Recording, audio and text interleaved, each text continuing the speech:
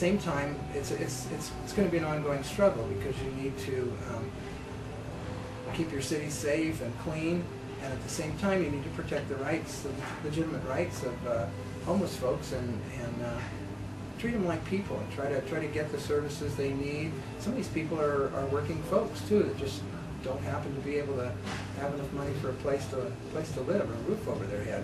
So it's an ongoing struggle. I think it's a great idea. To me, it's an extension of the concept of community policing, where police are out of their cars, out of their offices, connecting to the community. And this is just yet one more way that the community can connect to their police services, and they're not seen as some other that's in a car, and they're connecting to the community in a positive way. But I think the trying to morph Fortuna into being a small residential community into the true retail center of the county is probably a short-sighted move. As part of our series of in-depth interviews with candidates for Humboldt County Supervisor, the Editorial Board of the Humboldt Sentinel sat down with candidate Clif Clendenen from the 2nd District here at Has Beans Cafe just a few days ago. And land use is obviously a hot topic, both in central and southern Humboldt County. What's your vision for where the general plan should go, and what modes of development should be implemented here in Humboldt County? I think in Humboldt County we want to see somewhere in the range of Plan A and Plan B. That'll be adjusted geographically depending on the outreach meetings and what people have decided they want to see in different areas. The county has tried to incorporate as much of all the local people's visions in the different regions of the county. But I think we want to largely try to keep our resource lands, our timber lands and ag lands working, and try to concentrate development in and around the cities where we have infrastructure. That'll also make it easier to have the towns be transportation hubs, and public transportation is going to be a bigger issue as fuel prices get greater, and as we have a lot more seniors as a population that's going to impact our county. It's the only growing group, so we need to kind of think ahead and figure out what's going to accommodate them.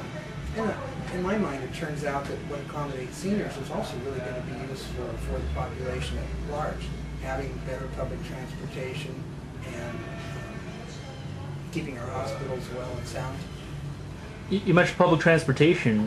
The bus has seen dramatic increase of use this year with the Jack Pass through Humboldt State University, College of the Redwoods moving in a similar direction. But folks south of the College of the Redwoods, which is basically your district, the 2nd District, how do you increase service to places like Fortuna, Riodale, and how do you bring service to places like Garberville, Ferndale that really don't see any bus service at all? Well, I was really enthused to see how well the Jack Pass worked and the increased usage. And I think I just see the transit system in Humboldt County as something that will be built upon. There's the fare box recovery, which is required by the funders, and you know we can look for some innovative sources of funding and try to work some of the different transportation systems together. Fortuna has a transportation system. Garberville has the Quail. Humboldt Transit. I think if we can get these to coordinate as well as possible, that'll be the key. And I think as fuel prices go up, there'll be a convergence of interests here, and I think that there will be more ridership. And I think we need to keep working it as a government, but then private folks are going to use this at an increased rate, and I just see it as building. And never far from the topic of both environmental health and public safety is the issue of homelessness. There have been some recent raids or sweeps, as some in the county have called them, down in the southern Humboldt area. Folks getting arrested for pretty petty, nonviolent sort of offenses. What do you think is really the best approach towards satisfying the needs of the business community, not to be loitered upon, versus the rights of the homeless folk and their needs as far as affordable housing and getting off the street? This is going to be an ongoing struggle. I know there was a volunteer group that down in Redway last winter, that successfully housed some homeless folks, and it's actually to the benefit of the community. We want to make sure that the rivers are clean and safe and it's not illegal dumping. I know that's happened in Redway Garberville area, and it's also happening north of Fortuna.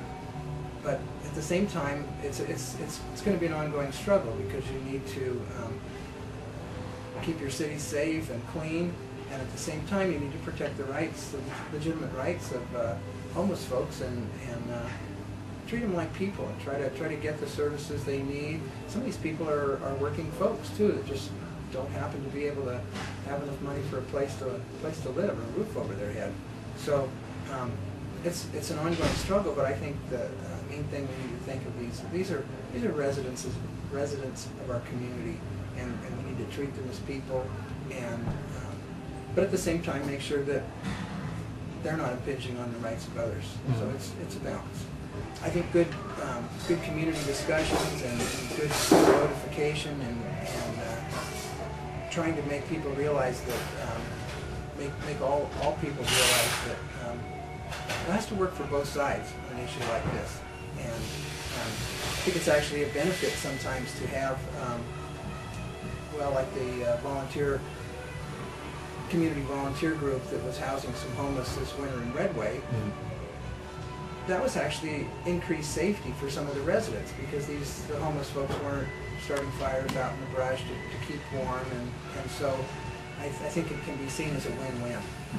What's your stance on independent police accountability measures? Do you think they're necessary, and if so, what sort of vision do you have for how you'd like to see that implemented?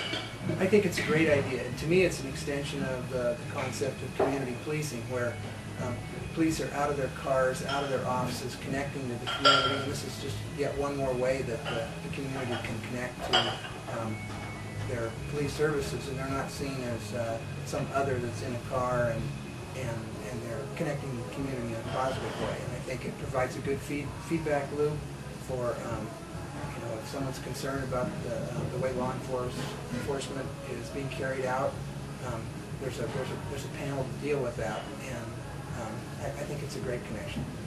The concern seems to be more from the people that I've talked to is grow houses in neighborhoods, and kind of